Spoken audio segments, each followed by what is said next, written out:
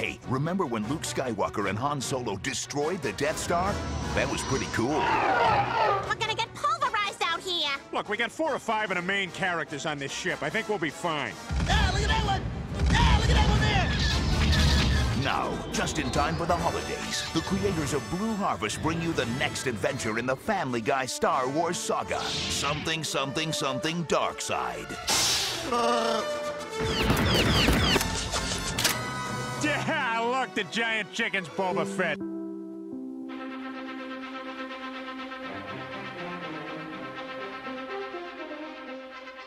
We interrupt your daily programming for an important news bulletin. Good afternoon, Georgia. I'm Ron Burgundy. Today I bring you news of the court case Fletcher versus Peck. This case involves the Georgian legislature and its selling of 35 million acres to 4 private companies. Now I send you live to our chief field correspondent, Jessica Fogarty. Thank you, Ron. I'm standing inside the courthouse building. I'm here with the man who won the hearing, Mr. Peck. Mr. Peck, how do you feel about the court's decision? Well, Jessica, I'm happy with the way the court ruled.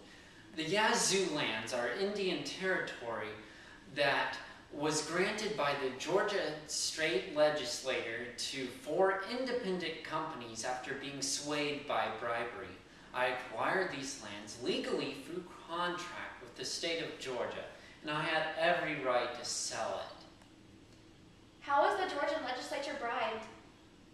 Well, the Georgia Company, the Georgia-Mississippi Company, the Upper Mississippi Company, and the New Tennessee Company all had inside men in the legislature, all of which stood to profit from the cheap sale of the land to these 4 companies. These companies got the land dirt cheap at only $1.50 cents per acre for a total of $500,000. This small investment was bound to bring across a large amount of profit in the near future. Do you feel that you wronged Mr. Fletcher in any way? No, absolutely not. I sold Mr. Fletcher 15,000 acres at a fair price of $3,000. I had every right to the title of the land when I was selling it to Mr. Fletcher. How do you feel about the Georgian legislature selling so much land for such a cheap price to the 4 companies? I'm pleased with the price that the government has offered these companies, making it so much more affordable for land speculators like myself to purchase. Thank you, Mr. Peck. Now I send you back to the Ron Burgundy at the news desk. I'm Jessica Fogarty reporting live for Channel 4 News. Thank you, Jessica. I'm here with Mr. Fletcher, the other man in this historic case. Now, Mr. Fletcher, tell me, how do you feel about the decision made by the court? Well, Ron, I cannot say that I'm pleased with the court's decision, but there's nothing I can do about it.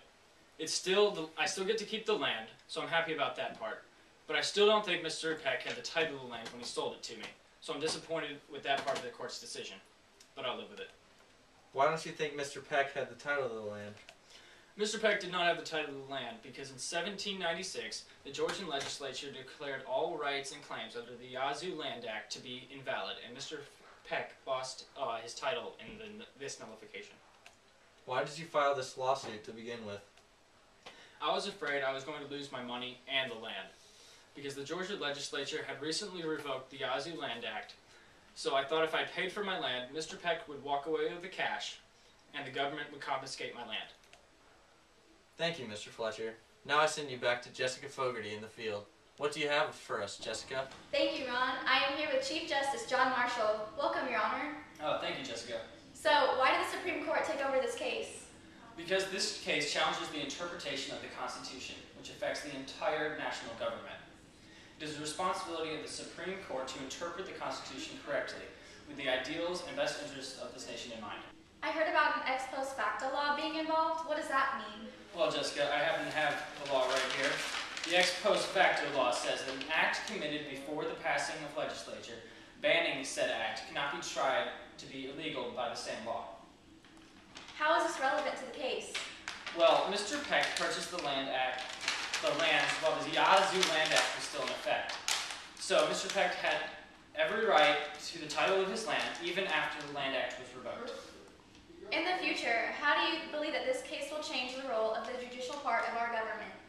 I believe that we will see a degeneration of states' powers with concerning towards land scandals, as well as holding companies being allowed a greater reign on land, and federals are showing favor towards large economic endeavors being founded throughout the growing nation.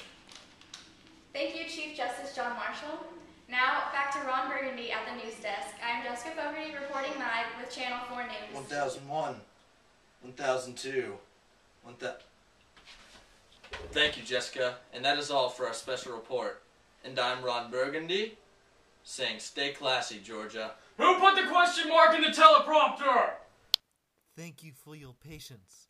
We will now return you to your regular programming. It's space robots, space battles, spaceships, space. Prepare for our descent. Hey, Consuela, no cleaning. No cleaning while I'm doing the hologram. Shut that off! Something dark side. Coming December 22nd, 2009.